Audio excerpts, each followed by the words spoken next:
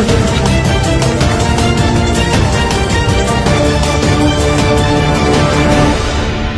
profound pleasure to have the privilege of leading the debate on this very important bill, which seeks to amend the Electoral Act 2022 to make provision for delegates who, not being elected ad hoc delegates, as prescribed in the constitution of a political party and the Electoral Act, to participate in the convention, congress, or meeting of the party.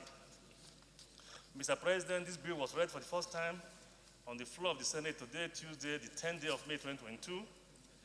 Mr. President, distinguished colleagues, the issue here is narrow and very straightforward.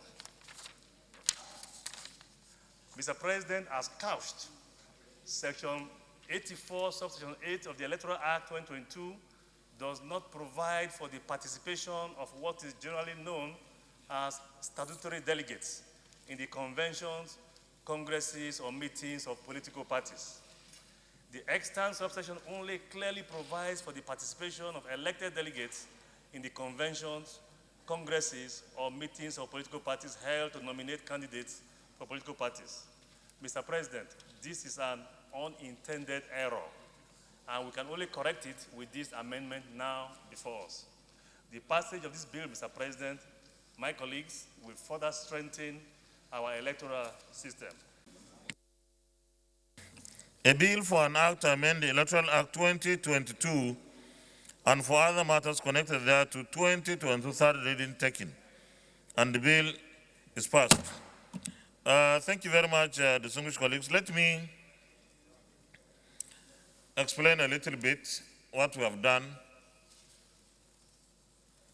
The Electoral Act of 2022, or the amended Electoral Act of 2022 that we passed this year, has a deficiency that was never intended, and that deficiency will deny all statutory delegates in all political parties from participation in congresses and conventions. And therefore, such an unintended clause has to be amended before the party primaries start in the next 8 days.